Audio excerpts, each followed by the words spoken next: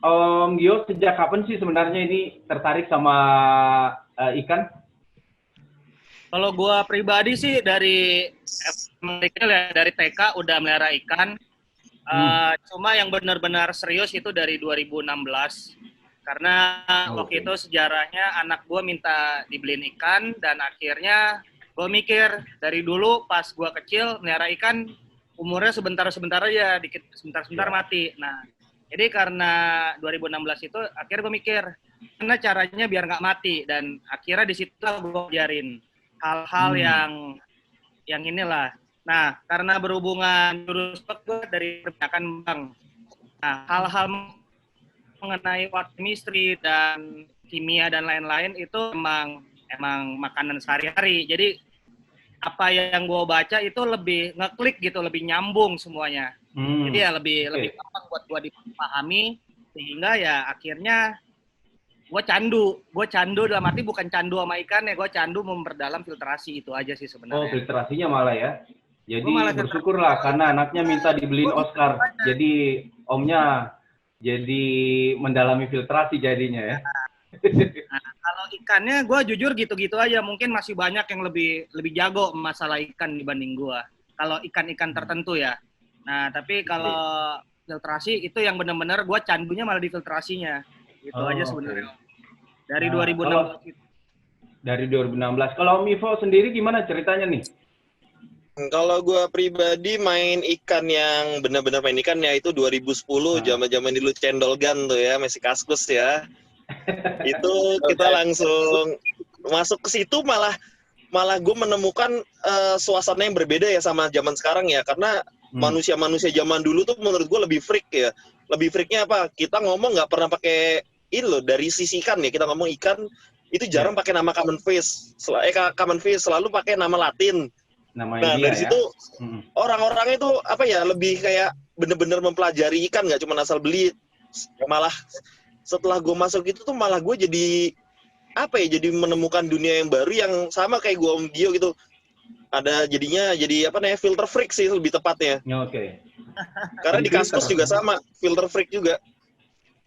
Oh, namanya filter freak ya? Kalau orang-orang kayak gue, kalau gue sama Om Gio ini namanya filter freak. Tapi Oh, gitu ya. dulu Kangen. gitu, Spesifiknya ya. dulu tuh yang apa? Seriusin filter tuh kayak nggak terlalu banyak gak sih? Lebih kayak ke ikan aja. Yang mana? Yang dulu-dulu tuh, Zaman-zaman zaman-zaman Kaskus dulu yang masih zaman-zaman zamannya Om. Kaskus. Zaman Kaskus itu kalau ya gini ya, kalau lu di dunia online yang gue pelajarin ya, kalau di dunia online emang lu banyak nemuin cuma ikan-ikan doang. Tapi kalau lu nongkrong face to face, itu malah banyak, malah nggak pernah bahas ikan, hampir nggak pernah bahas ikan. Selalu membahas masalah kendala. Kalau nongkrong face to face, sama lah Bray, kayak gue ke rumah Bray, pasti ngomongin nggak pernah ngomongin ikan kan Bray? Iya. Filter paling makanan. Kangen Ini apa? Kaskus. Makanan. Kangen Kaskus gak, Om? Lumayan sih, lumayan gitu. Materinya lebih seru-seru. Iya, bener. Menarik. Jadi zaman dulu itu orang lebih concern kalau punya kesenangan tertentu ya. Mulai nama Latin yang Om Ivo sebut tadi, kemudian spesifik ke filtrasi. Tapi sekarang makin banyak kan orang yang tertarik juga dengan filtrasi kan ya? Ya, sekarang naik lagi sih. Sepenglihatan gue naik lagi. Naik lagi ya? Iya.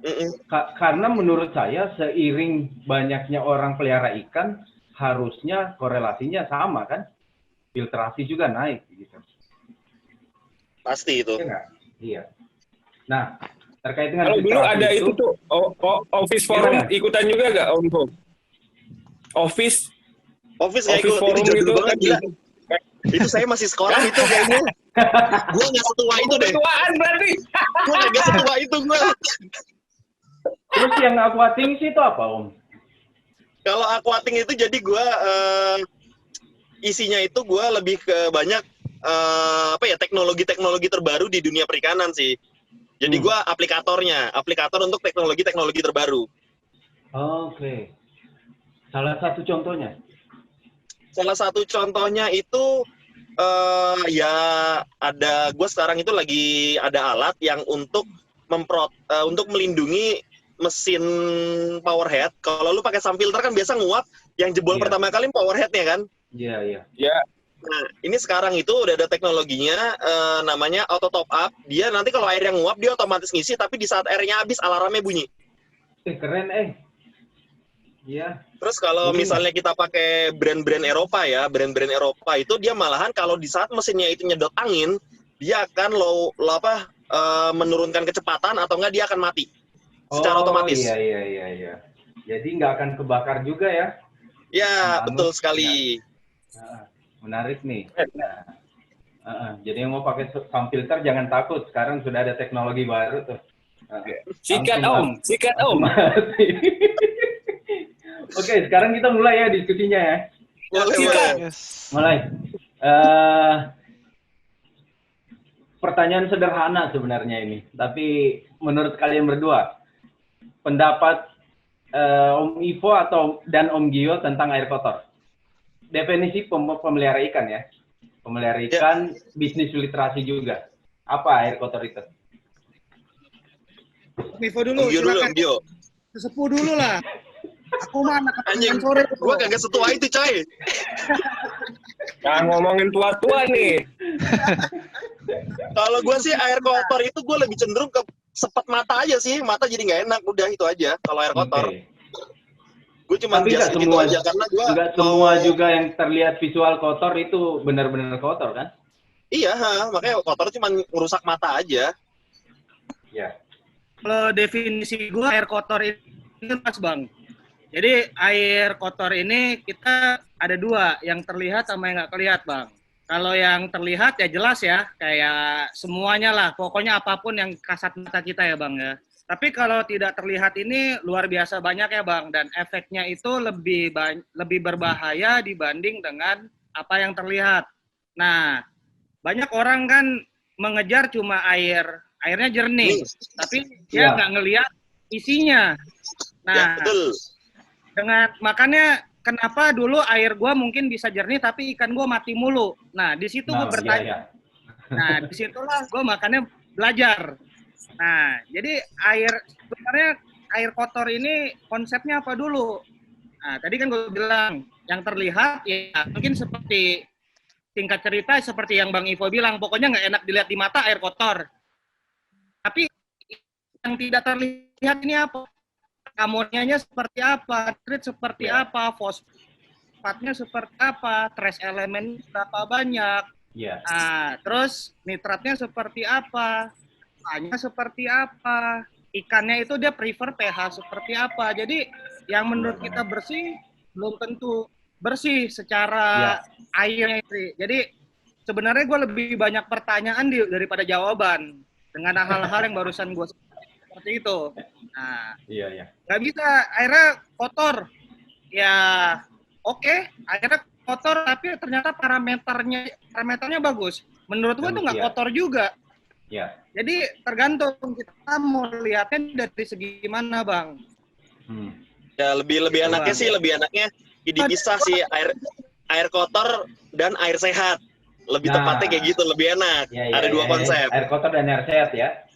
Ya. Mana? Kalau misalnya gua habis water change, gua habis bongkar filter, pasti akuarium gua keruh, Bang. Nggak ada cerita ya kan karena kotorannya masuk semua lagi ya kan. Kita habis ganti filter, ganti biomedia kita bersihin, kita kuras segala macam, pasti bekabut. Bahkan mungkin beberapa jam udah bening lagi. Nah, itu ya tergantung. Jadi bisa disebutkan air kotor itu air sehat itu belum tentu bersih, kemungkinan kotor, tapi air kotor itu bisa jadi tidak sehat. Itu kan ya? Air bening belum tentu sehat, air butek belum tentu nggak sehat. Belum tentu nggak sehat, itu kali ya. Menarik. Oh ya, ngomong-ngomong tentang air sehat nih, gue mau nanya, gue kan waktu itu sempat baca-baca yang di postingan rame-rame itu loh yang di Facebook, yang baru-baru ini, cuma kayaknya postingannya udah nggak ada ya. Grupnya ke band. Oh iya, grupnya ke band. Ada satu orang bilang gini nih kalau nggak salah, setelah dia pakai filter media kristal bio, ikannya itu lebih jarang mati. Padahal sebelum-sebelumnya dia pakai yang filter medianya tuh yang biasa, ikannya mati. Itu maksudnya gimana ya? Kalau versi penjelasan gue ya lu nggak bisa ngomong kayak gitu karena lu gini nih, ini hal ini yang sering gue temuin ya. Ikan gue mati gitu kan. Cuman tapi dia tidak menjelaskan secara detail gitu ya, populasi ikannya berapa, metode dia ngasih makannya berapa, gimana, terus filternya dia berapa. Terus abis itu yang jarang banget dibahas itu arus air gitu loh. Karena arus air itu juga mempengaruhi kebersihan dan kesehatan air di akuarium. Tapi ya gue tuh hal kayak gitu ya nggak bisa dijawab gitu loh, susah gitu loh. Tapi paling yang bisa gue jawab paling lu cek aja amonia lu berapa, ininya berapa, parameternya nilainya berapa. Nah, habis itu baru bisa gue lihat. Tapi kalau dia cuma ceritanya sesimpel itu ya susah, nggak tahu juga gue. Mungkin Om Gio bisa jelasin tuh. Ikan gue mati. Nah, ikan mati ini kan sebabnya yang umumnya ya. Pertama gara-gara match, kedua gara-gara air, ketiga gara-gara pakan, keempat gara-gara parasit. Itu biasanya ya, biasa secara umum berputarnya antara itu aja dulu. Nah, tinggal tanyain polanya seperti apa. Apakah dia main akuarium, baru main akuarium pakai dekorasinya aman nggak buat air? Atau airnya dari mana? Air sumur apa air PDAM? Sebenarnya sekali lagi ini nggak bisa langsung gua jawab begitu nggak. Karena biasanya ya 4 ini berputarnya mayoritas ya. Sebagian besar kasus 4 ini berputarnya. Itu aja salah satu penyebabnya. Jadi tinggal dianalisa. Kronologinya kan harus ada kan? Ya, kronologi harus ada. Nggak bisa, gua pakai ini langsung mati. Sekarang gini Bang, di Farm Arwana, gua kan main ke farm, jujur gua baru beberapa kali. Farm Arwana nggak ada kok pakai bio media segala macam, tapi dia menggunakan sistem terbuka Bang.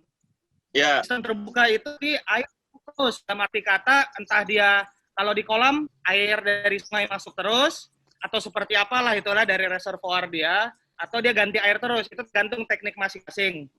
Ya. Nah, kalau di akuarium kan kita sistem tertutup Bang. Nah, sistem tertutup yang dimana ya lama-lama air yang dipakai ya itu aja. Jadi harus banyak analisa dulu. Tapi berputarnya biasanya di 4 itu aja, nggak jauh kemana-mana biasanya. Biasanya ya. Kecuali tiba dia habis mandi, habis sabunan, tangannya ngubek, airnya bekas sabunnya mengkontaminasi airnya kan, itu kan dah hal-hal lain. Itu lucu, cuma mungkin ada aja yang kejadian kayak gitu, habis pakai body lotion lah, apa, gue nggak ngerti ya. Mungkin ada. Nah, tapi itu kan bukan hal yang lumrah. Cuma ada loh Bang, mungkin loh, gue yakin pasti itu ada hal bodoh. Kalau itu hal bodoh itu namanya. Abang, sekedar gue pakai ini mati, sekarang gue pakai ini mati. Apakah ada perubahan perawatan dia saat kemarin dan sekarang? Ya. Itu harus. Ya betul. Nggak bisa langsung. Kronologisnya nggak ada. Nggak bisa. Harus dianalisa. Ada nggak perubahannya? Mungkin dia dulu nggak tahu, sekarang tahu cara akhirnya ikannya selamat. Sama kayak gue dulu melihara ikan mati mulu. Sekarang bisa pelihara karena gue jadi lebih tahu satu hal belajar gitu Bang. Nah, sebenarnya itu nggak bisa belak-belakan gara-gara merek A merek B ikan gue jadi hidup, nggak bisa Bang. Itu agak apa ya bahasanya Bang If ya, ngeyel ya. Nggak tahu deh. Gue nggak ngerti dah tuh, gue ngerti apa. Yang jelas ya kita itu sebenarnya yang kurang dipelajarin sama orang-orang itu tuh apa ya, dasarnya sih gitu loh. Dasar bener-bener dasar apa itu air itu yang nggak pernah dipelajarin sama orang. Orang cuma taunya ikan hidup doang gitu loh. Ya tapi habis itu dia ikan mati kan, lu cara pelihara lu sama pelihara gue tuh beda gitu loh. Makanya di situ tuh berbagai macam merek filter, mau versi Om Gio itu tuh semua punya plus minus. Itu nggak bisa dipukul rata gitu loh. Nah, kembali lagi nih, tadi kan Om Brian singgung masalah diskusi yang sempat ramai tuh di forum kemarin. Saya juga sempat lihat itu, ada pertanyaan saya nih. Di pasar kan banyak tuh bakteri starter.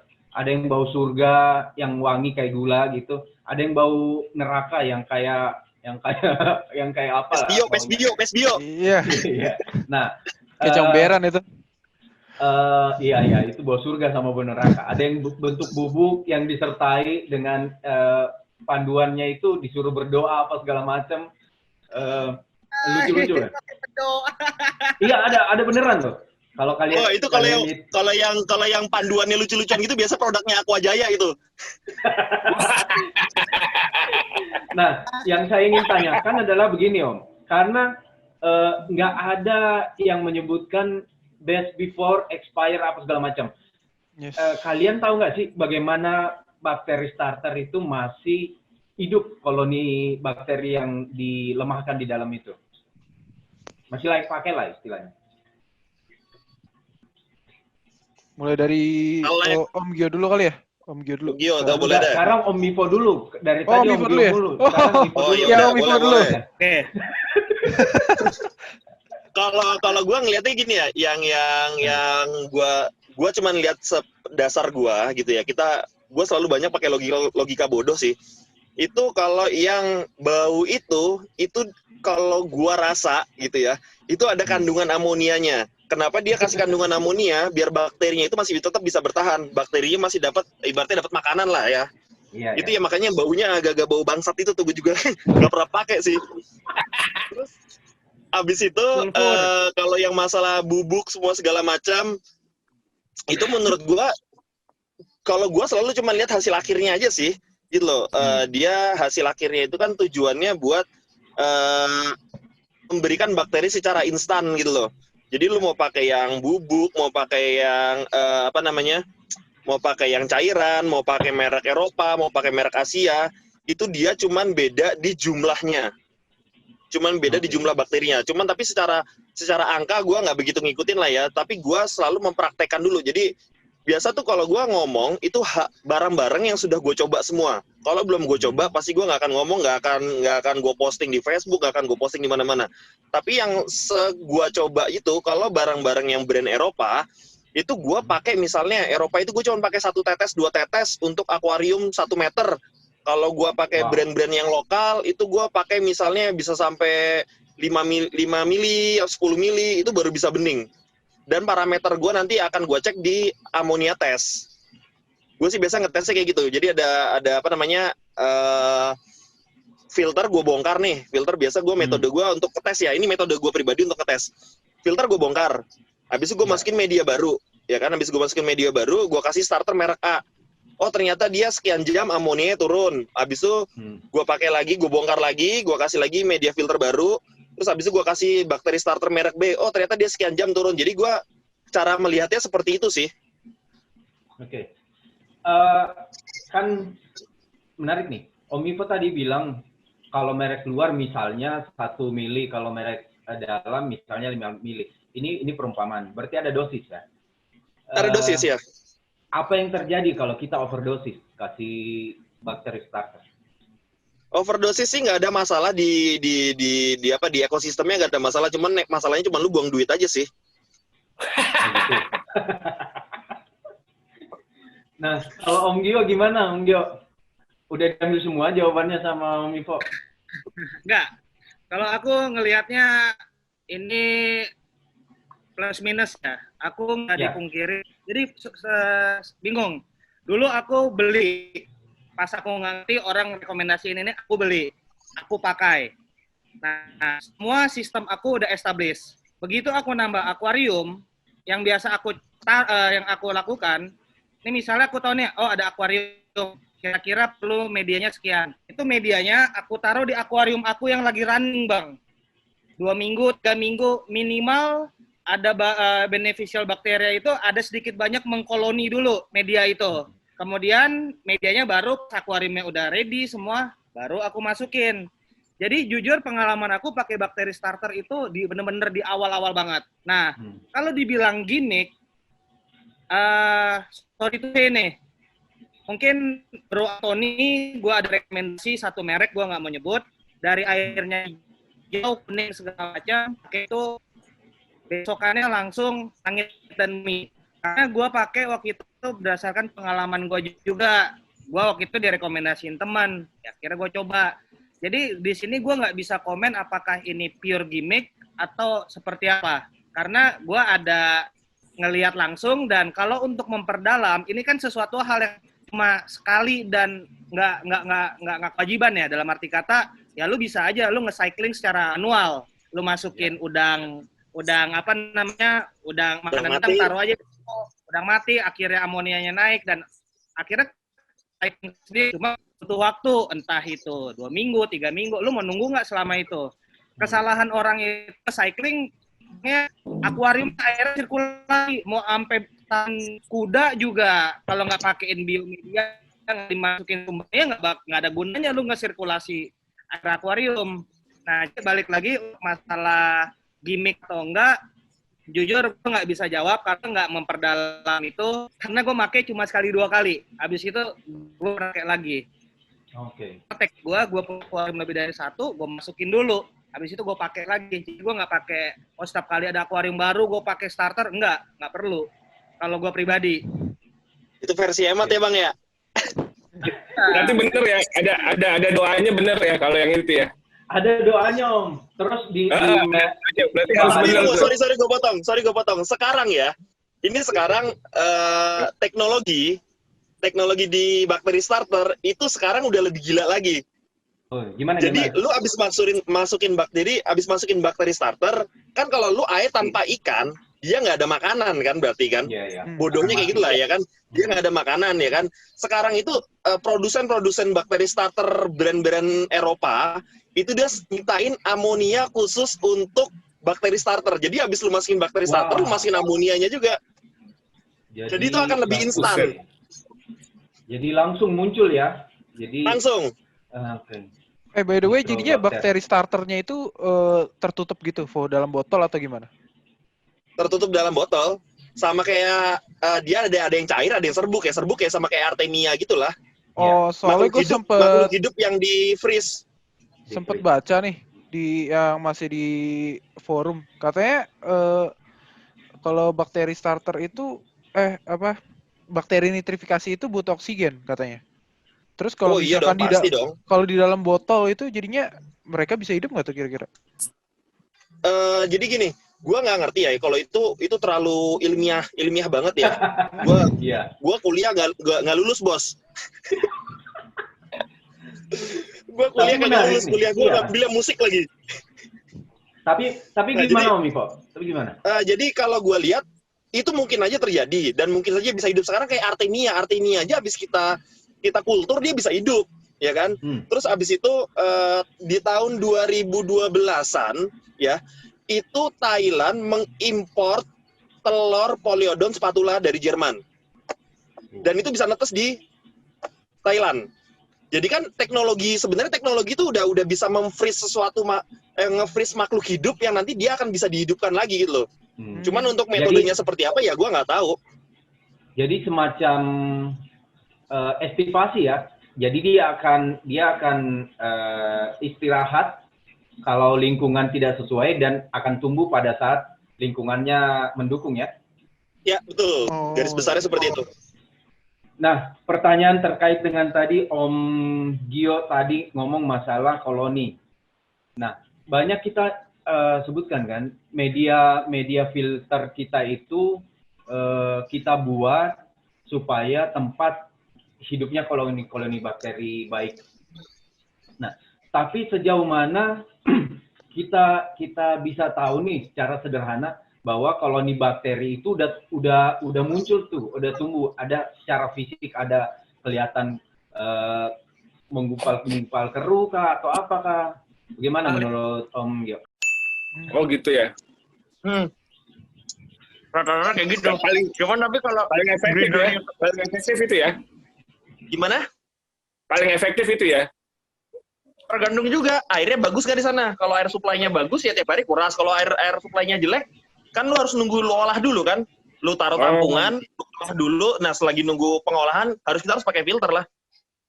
Iya enggak. Maksud gua paling ya reservoir, iya kan bikin reservoir paling cocok ya, iya gak? Iya. Tapi tergantung daerahnya juga, airnya bagus atau enggak sih. Kalau airnya bagus ya lu kuras tiap hari pakai itu, tapi kalau airnya kurang bagus ya kan, ya berarti lu harus pengolahan air. Iya. Makanya breeder banyak pengolahan air atau enggak mereka akurnya kasih filter. nyari tempat yang emang sumber airnya bagus biar nggak ribet. Iya, benar. betul. Mereka nyari pertama itu dulu sebelum buka lahan biasanya yang gua tahu. Iya. Iya. Kalau ribet, kadang-kadang banyak orang, weh TDS gue jelek nih, bla bla segala macam. Ya udah lu pindah rumah aja lu. Sadis ya. Oke, lanjut. Tapi benar. Iya, kalau TDS nggak bagus, itu menahun, maksudnya nggak temporary, itu selamanya nggak bagus, ya jalan keluarnya pindah rumah kalau mau serius jadi breeder ya. Benar. Pindah rumah lah paling bener. Lagi pula tuh gue pribadi ya agak bingung dan gue nggak bisa menjawab itu. Ngomong TDS yang baik untuk ikan berapa? TDS itu gue nggak bisa jawab karena TDS itu kan total dari macam-macam, gitu kan. Untuk ikan A, misalnya ikan A ini dia butuh zat besinya tinggi, ikan B zat besinya butuhnya rendah, tapi nilai TDS-nya sama, tapi kan hasilnya beda sama ikan. Benar. Itu. Benar. Lu habis ngasih makan ikan aja, kebanyakan TDS lu naik kok. Karena Iya, makanya kehitung di situ. Iya. Fosfornya kan naik kan berarti. Ya, gua pernah nyoba gini soalnya, ada obat ikan nih, TDS-nya udah sesuai ini. Cuma kan TDS itu yang tadi lo bilang kan total gitu. Begitu buat tesin sesuai dosis, malah mati ikannya gitu kan. Karena kan ada mungkin logamnya atau apanya gitu. Karena tidak tertera kan tuh di obat ikannya kan. Iyalah. Apalagi Ya kita itu, penggemar American Cichlid ya, yang TDS-nya cenderung rendah, tapi tanin. Jadi agak susah kan? TDS, kalau emang mengganggu, ya emang harus keluar duit beli reverse osmosis. Iya, solusinya reverse itu. osmosis, iya. Iya. TDS-nya mendekati 0 ya, nggak 0 juga sih, tergantung. Bang, Tapi kalau Bang Gio, sampai lu nggak 0, boleh kayak nggak gitu. Bang Gio, lu nggak boleh kayak gitu, bos. Lu filter murah, bos. Lu nggak boleh keluarin duit lu. Sebentar. Tunggu dulu. Tunggu. Woy, Itu lu lagi belum kontrak saatnya itu. Ntar bagian itu. Dijawab dulu nih sebelum kita ke sesi berikutnya. Jawab dulu tentang koloni. Koloni udah dijawab belum tadi sebelum saya masuk? Belum. Ya, tentang koloni. Jadi pertanyaannya gimana, Bang? Jadi gini, bagaimana cara kita tahu bahwa media filter kita udah diisi koloni bakteri? Kemudian yang kedua, kapan kita bisa tahu juga kalau koloni bakteri itu udah efektif menguraikan buangan-buangan ikan kita? Jawabannya cuma satu, Bang. Test kit. Yeah. Itu udah paling akurat, nggak ada lagi yang lain. Ya, kalau pakai ada yang jawab yang lain itu tai kucing menurut gua, Bang. Nah, yang paling benar akurat. Jadi lu ngecek, biasanya di test kit itu kan tergantung ya. Lu punya test kit apa, tapi yang umum itu biasanya kan amonia, nitrit, nitrat, pH. Nah, kalau gua pribadi, lu ngelihat amonia, nitrit lu 0, itu udah indikasi lu udah cukup punya bakteri pengurai dan itu bekerja sebagaimana mestinya. Nah, untuk nitrat, nah itu sebagai indikasi kapan lu mesti ganti air. Seidealnya semestinya dari situ lu ngelihat ganti air. Nah, oke, untuk pertanyaan itu jawabannya, Bang. Paling simpel sebenarnya test kit. Test kit ini macam-macam ya. Kalau gua sih yang gua pakai itu namanya API test kit. Dan itu bisa bertahun-tahun, setahun lebih mungkin baru habis itu cairannya. Nah, tapi ada merek-merek lain, gua nggak tahu lah nama merek-merek lain. Oke. Menarik. Gua nambahin ya untuk test kit ya. Gua untuk nambahin untuk test kit. Gua tidak pernah kalau yang harganya 25.000 pH tester yang 25 ribuan itu gua nggak rekomendasi ya. Tapi TDS meter itu bisa kan? TDS meter kan tapi total, tapi itu juga yang panjang-panjang yang pakai baterai itu yang warna putih itu, wah itu gua nggak rekomendasi sih, itu caur itu. Gitu. Ya, oke dilanjut tadi yang 25.000 itu enggak ya? Gimana? Oh itu ngaco ya biasanya yang kayak TDS meter atau pH yang bukan ngaco, lu harus rajin-rajin kalibrasi, Bos. Sama pH meter lah, kalau yang terlalu murah itu kalibrasinya lebih sering. Iya, kalibrasinya lebih sulit. Dan orang biasa cuek, nggak pernah kalibrasi. Tiba-tiba ngomong, pH gue jelek nih, gini-gini. Ya lu kalibrasi nggak alat lu? Terakhir kalibrasi kapan? 2 tahun yang lalu, mati aja lu mendingan lu. Jadi di filtrasi ini untuk mengetahui udah ada penghuninya medianya itu, kita nggak bisa pakai perasaan ya. Nggak bisa. Test kit. Kalau mahal bisa, Bang. Kalau mahal bisa. Kalau mahal Kalau bisa. kelep airnya. Oh iya. Berapa mahal nih? Oh, saya pernah bekerja. Skovindo kemarin 2,5 juta. Iya tahu. Anjir dibawa ke Skovindo bangsat. Lo ngapain? Skovindo kemarin 2,5 juta. Saya pernah bekerja di analisis laboratorium soalnya. Oke, sebelum kita ke sesi berikutnya, Om, ada free will nih. Kalau yang mau bertanya, silakan. Ada waktu sekitar 5 menit, 3 menit lah. Buat kalian, buat Om Fajar, Om Lukman, atau kalian yang mau tanya kami. Om Ivo. Gue mau nanya nih, boleh nggak? Boleh. Kan kalau kita kayak gue breeder, gue kan punya kiblat nih. Kalau lo orang nih filter freak, lo punya kiblat gak sih gitu? Kiblat nih, gue aturan main Eropa nih, yang aturan main Asia nih kak. Kalau lo orang punya gak? Gua kiblat gua itu yang jadi duit, Bos. Wah, sip. Gimana ada duit, di situ kiblat gua. Siap. Kalau gua beda, Bang. Kalau Om Gio. Oke, Om Gio. Gua ini pebisnis. Jadi setiap uang yang gua bisa hemat, penghematan ini jangka panjang, jangka pendek. Kalau jangka pendek, ya bisa gue puterin lagi untuk usaha gue yang lain. Walaupun mungkin kalau dihitung jangka panjangnya sedikit lebih mahal, tapi dengan berapa yang bisa gue hemat, gue bisa puterin dulu, Bang. Bedanya di situ. Jadi makanya gue lebih banyak yang inilah yang buatan-buatan sendiri. Dan ya, sebenarnya ya karena setiap hal itu ada patokannya dan lu tinggal memaksimalkan aja. Kalau gue orangnya tipe orang yang mau ribet. Nah, ini kan ada yang nggak mau ribet. Jadi beda lagi. Gue dalam arti kata gue pemalas, tapi untuk kalau sekali ribet gue oke. Tapi kalau ribet terus menerus gue juga nggak mau. Yeah. Tapi gue tahu gue ribet sekali, abis itu gue bisa santai, gue mau. Tapi kalau bakal ribet terus gue nggak mau. Nah, jadi makanya banyak hal yang lu lihat sederhana, tapi karena gue tahu fungsi masing-masing, ya udah gue ribet sekali, abis itu udah. Malah dibilang orang nanya, itu Megatank nggak susah perawatannya. Nggak ada perawatan sama sekali. Hampir nggak ada. Nah, jadi ya karena udah semua otomatis. Gue ribet di awalnya doang, abis itu udah. Santai-santai aja gue, nikmatin Selebihnya aja. menikmati hasil ya? Ya, karena itu menurut gue kepuasan buat gue sendiri, karena gue bisa menciptakan sesuatu, walaupun ya ecek-ecek lah, nggak apalah. Saya tahu di sini ada 2 kiblat nih, ada DIY, ada udah jadi, branded. dan iya branded. Dan kalian itu punya follower masing-masing loh. Saya nanti saya sebutkan saya mengikut ke siapa ya. Oke, pertanyaan berikutnya siapa nih?